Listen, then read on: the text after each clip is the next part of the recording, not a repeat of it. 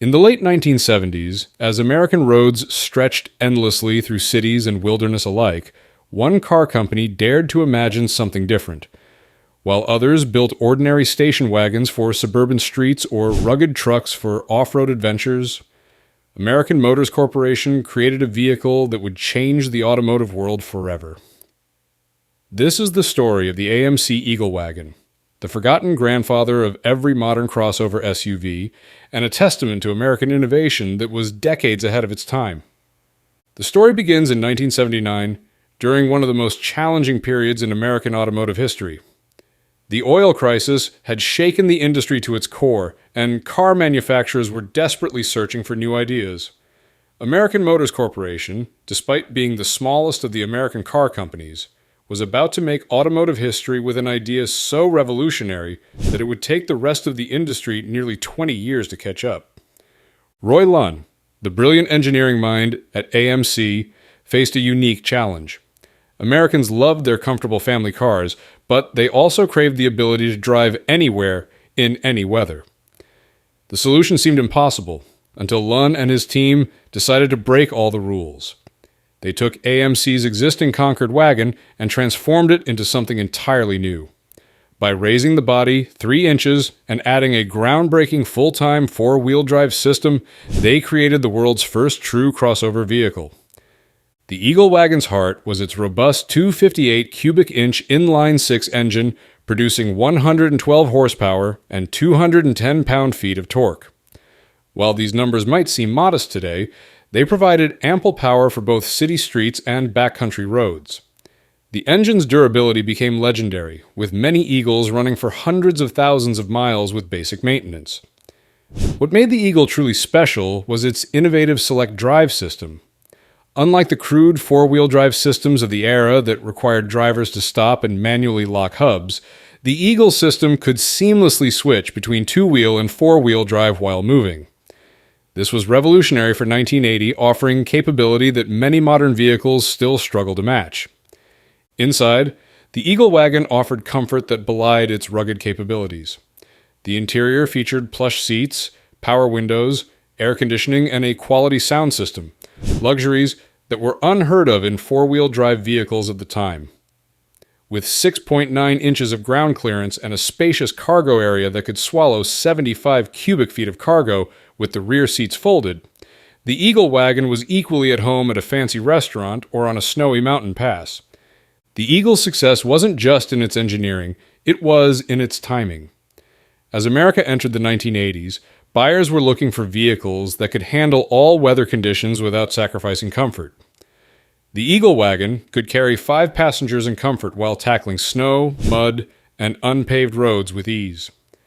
Its 2,000-pound towing capacity made it perfect for weekend adventures, while its car-based platform delivered better fuel economy than traditional 4-wheel drive vehicles. Production began in 1980, with the first Eagles rolling off the assembly line in Kenosha, Wisconsin. The response was immediate and enthusiastic. AMC sold 25,807 Eagle Wagons in that first year alone, an impressive number for a completely new type of vehicle. The Eagle line expanded in 1981 with the introduction of the sporty SX4 and the compact camback models, though the wagon remained the most popular variant. As the years progressed, AMC continued to refine the Eagle Wagon. In 1982, they introduced a new 5-speed manual transmission option and improved the select drive system. The next year, they streamlined the lineup by focusing on the most popular models. By 1984, the Eagle had gained a shift-on-the-fly feature that allowed drivers to engage 4-wheel drive without stopping, another innovation that was years ahead of its time. The Eagle Wagon's influence extended far beyond its sales numbers. It proved that a vehicle could combine the comfort and efficiency of a car with the capability of a 4-wheel drive system. This concept would eventually lead to the modern crossover SUV boom, though it would take almost 2 decades for other manufacturers to catch up to AMC's vision. Despite its innovations, the Eagle Wagon faced challenges. AMC's limited resources meant they couldn't update the platform as frequently as larger manufacturers. The company's merger with Chrysler in 1987 marked the beginning of the end for the Eagle. Production continued through 1988, but changing consumer tastes and Chrysler's different priorities meant the Eagle's days were numbered. The final Eagle wagons rolled off the assembly line in December 1987. In total, AMC produced just over 100,000 Eagle wagons during its 8-year run. A small number by industry standards, but enough to create a lasting legacy. Today, surviving Eagles are prized by collectors who appreciate their unique place in automotive history. The Eagle wagon's true vindication would come years after its discontinuation. In the late 1990s, as manufacturers began introducing car-based SUVs like the Toyota RAV4 and Honda CR-V, automotive journalists noted these vehicles' similarity to the Eagle concept. The crossover SUV market that the Eagle pioneered would eventually become the dominant force in the American auto industry. Looking back, the AMC Eagle Wagon represents a perfect example of innovation born from necessity. Faced with limited resources and intense competition, AMC created something entirely new, a vehicle that combined the best aspects of cars and four-wheel drive vehicles into a single package. While the Eagle Wagon itself may be gone, its DNA lives on in every crossover SUV on the road today.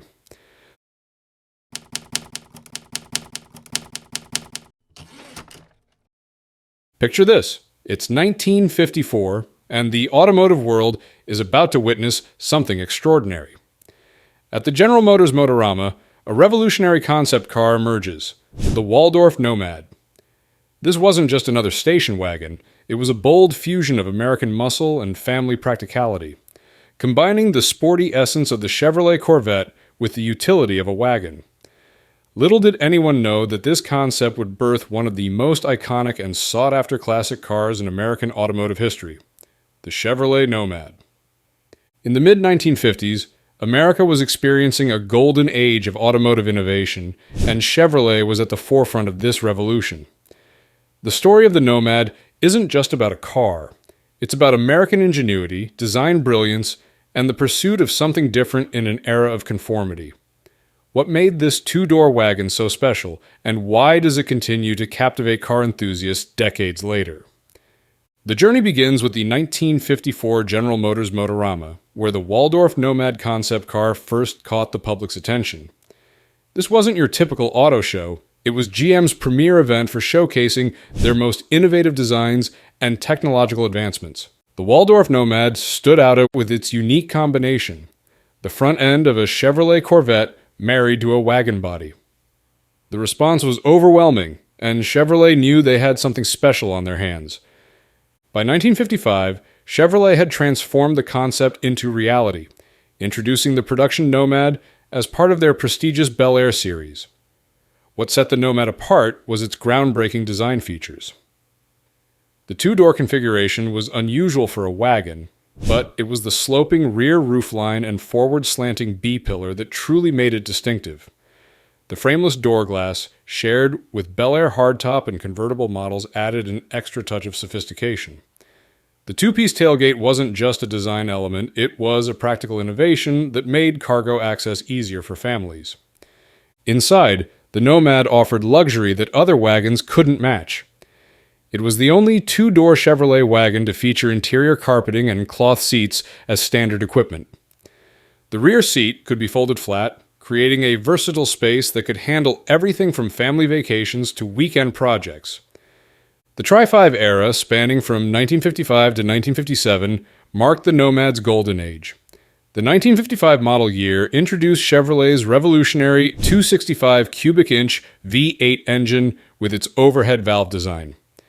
Despite its premium price tag of $2,571, second only to the Corvette in Chevrolet's lineup, the 1955 Nomad found 8,386 eager buyers.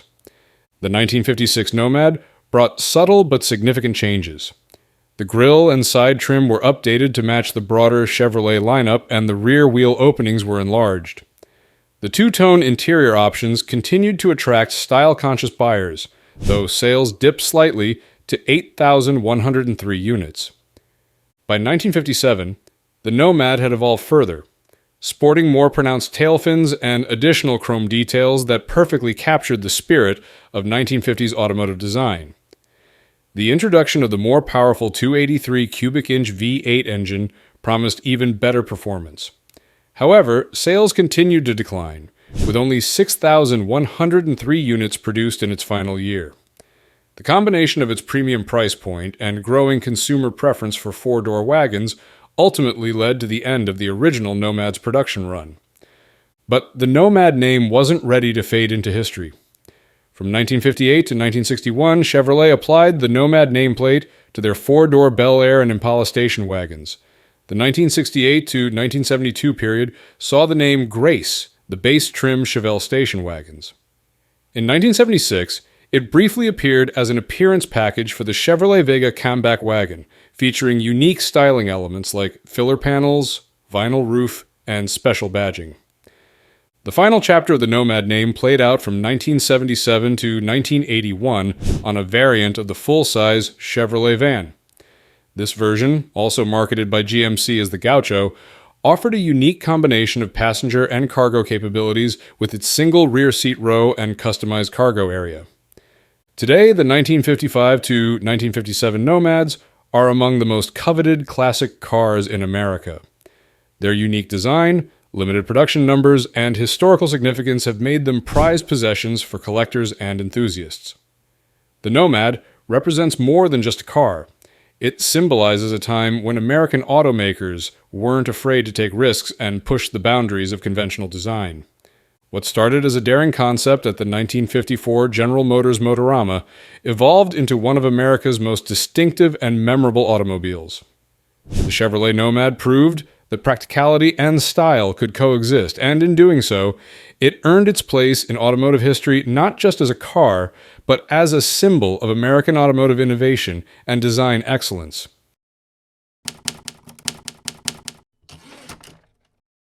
Picture this: Sweden, 1959. An aircraft factory's workers gather around something that isn't a fighter jet. It's a bizarre two-door wagon with backward-opening doors and a third-row seat facing the wrong way. The Saab 95 wasn't your typical family hauler. It drank a cocktail of gas mixed with oil, waved goodbye to traffic with its rear-facing jump seats, and proved that sometimes the strangest ideas make the most practical sense. This is the story of how an aircraft company's odd little wagon became an unlikely hero. The story begins in 1959 in Sweden, where Saab, known primarily for building military aircraft, decided to venture further into the automotive world with a station wagon unlike anything else on the roads. The Saab 95 measured 173.6 inches in length, 62.5 inches in width, and 58.7 inches in height, with a wheelbase of 98.4 inches. These compact dimensions housed an interior that could rival much larger vehicles in terms of practicality and innovation. When the Saab 95 first rolled off the production line in 1959, it represented a bold departure from traditional station wagon design. The initial production run was modest, with just 40 units manufactured that year. However, the unique features and practical design quickly caught the attention of families and businesses alike, leading to full-scale production in 1960. The early models were powered by an 841 cubic centimeter three-cylinder two-stroke engine, producing a modest 38 horsepower. While this might seem underwhelming by today's standards, the engine's simplicity and the car's lightweight design made it a capable performer on Swedish roads. The two-stroke engine required drivers to mix oil with their gasoline, a practice that would become one of the car's distinctive characteristics. One of the most remarkable features of the Saab 95 was its seating arrangement.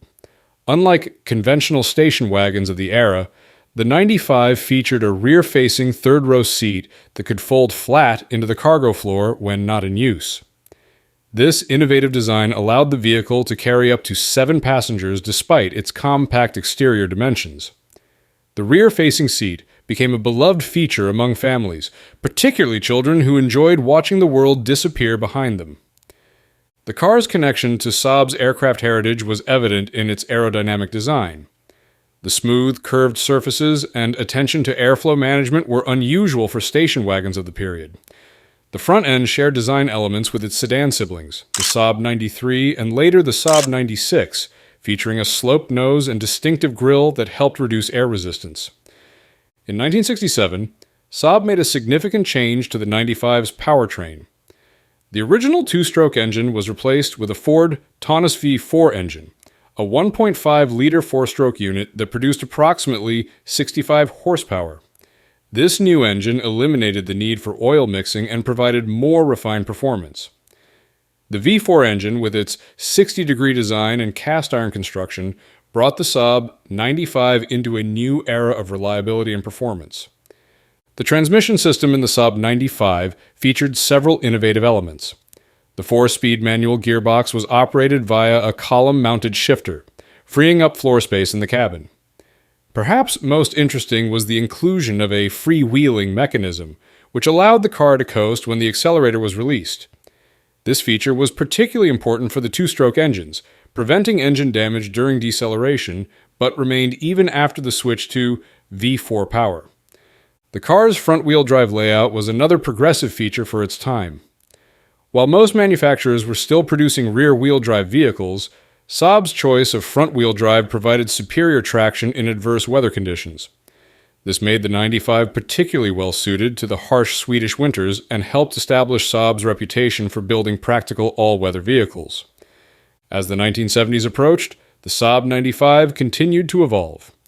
In 1971, U.S. market vehicles received a larger 1.7-liter version of the V4 engine to meet stricter emission requirements. The car also received updated safety features, including improved bumpers and a collapsible steering column. The interior saw refinements in materials and comfort features, though it maintained its practical, straightforward design philosophy. The cargo area of the Saab 95 was particularly well thought out. The split tailgate design featured an upper section that hinged upward and a lower section that folded down, creating a convenient loading platform. With the rear seats folded, the flat load floor could accommodate substantial cargo, making the 95 popular among small businesses and craftsmen. Some unique variants of the Saab 95 emerged during its production run. In Norway and Denmark, a commercial version without rear side windows was offered, catering to businesses needing a compact delivery vehicle. Some enthusiasts even modified the 95 for rally racing, though it never achieved the competition success of its sedan sibling, the Saab 96. The Saab 95's interior was a study in Swedish minimalism and functionality. The dashboard featured clear, easily readable instruments, and the controls were positioned for intuitive operation. The front seats provided excellent support for long journeys, while the rear bench could accommodate 3 passengers comfortably. The materials used throughout the cabin were chosen for durability rather than luxury, reflecting the car's practical nature. As the 1970s progressed, the Saab 95's basic design began to show its age. Despite regular updates and improvements, the car's fundamental architecture dated back to the 1950s. By 1976, the distinctive rear-facing third-row seat was discontinued, reducing seating capacity to 5 passengers. This change reflected shifting consumer preferences and the need to maximize cargo space.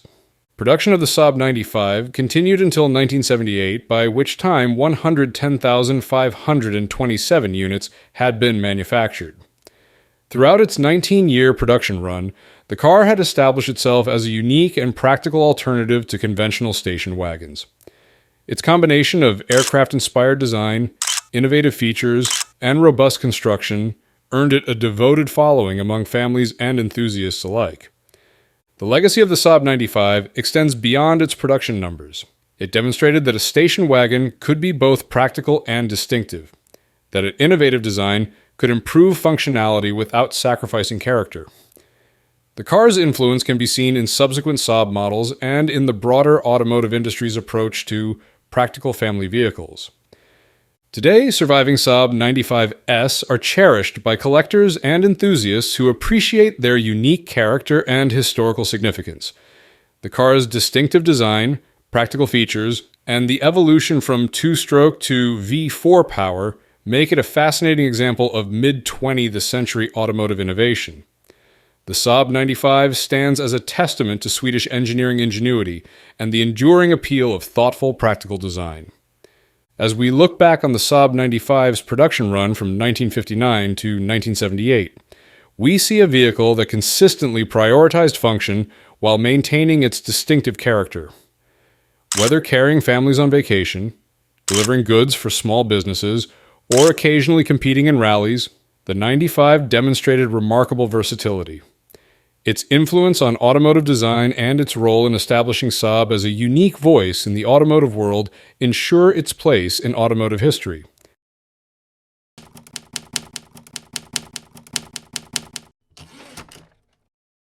In the ever-evolving landscape of automotive history, few vehicles have captured the imagination quite like the Citroen DS Safari. This remarkable station wagon, produced by the French automotive giant Citroen from 1955 to 1975, wasn't just another family hauler. It was a glimpse into the future of automotive design and technology. With its spaceship-like appearance and groundbreaking features, the DS Safari represented a bold step forward in how we thought about family transportation, comfort, and innovation. The story of the Citroen DS Safari began in 1958, 3 years after its sedan sibling had already stunned the world. In post-war Europe, as families grew and the need for practical yet sophisticated transportation increased, Citroen's engineers and designers faced a unique challenge: how to transform their revolutionary DS sedan into a capable wagon without compromising its distinctive character. The DS Safari emerged as much more than just a stretched version of the standard DS. With its impressive 123-inch wheelbase and overall length of 196.5 inches, it offered families something truly special. The Safari wasn't just longer than its sedan counterpart. It was a masterpiece of practical engineering that could accommodate up to 8 passengers in its most versatile configuration, the familial version. What made the DS Safari truly special was its innovative hydropneumatic suspension system. Unlike traditional cars that used metal springs, the Safari employed a sophisticated combination of hydraulic fluid and nitrogen gas. This wasn't just some minor technical improvement, it was a complete reimagining of how a car could interact with the road. The system could automatically adjust the vehicle's height, maintaining a perfectly level ride regardless of the load or road conditions. For families loading up for vacation or businesses transporting cargo, this self-leveling feature was nothing short of revolutionary. The Safari's dimensions spoke to its practical nature. With a width of 70.5 inches and a height of 60.5 inches, it struck an impressive balance between interior space and exterior proportions. Despite its size, the Safari maintained a relatively lightweight design, weighing in at 3,051 pounds. This careful attention to weight management helped ensure that the car remained efficient and manageable on the road. When it came to power, the Safari's journey began with the 1,956 deciseconds 19 Safari, equipped with a 1.9-liter 4-cylinder engine producing 66 horsepower. This initial offering could reach speeds of up to 87 miles per hour, impressive for a family wagon of its era. As the years progressed, so did the power options. The 1961 introduction of the DS-20 Safari brought with it a more powerful 2.0-liter engine, pushing out 75 horsepower and capable of reaching 93 miles per hour. The evolution continued with the 1965 launch of the DS-21 Safari, which featured a more robust 2.2-liter inline-4 engine generating 100 horsepower. This enhanced power plant could propel the wagon to speeds of 102 miles per hour, making it one of the faster family vehicles of its time. The addition of Citroen's innovative Citromatic semi-automatic transmission offered drivers a smoother, more refined driving experience. Later in its production run, the DS Safari received another significant upgrade with the introduction of electronic fuel injection. This modern fuel delivery system improved both efficiency and performance, showing that Citroen was committed to keeping the Safari at the forefront of automotive technology throughout its lifetime. The Safari's hydropneumatic suspension system deserves special attention, as it represented one of the most significant automotive innovations of the 20th century. Each wheel was equipped with its own suspension sphere filled with nitrogen gas, while hydraulic fluid pumped through the system at high pressure.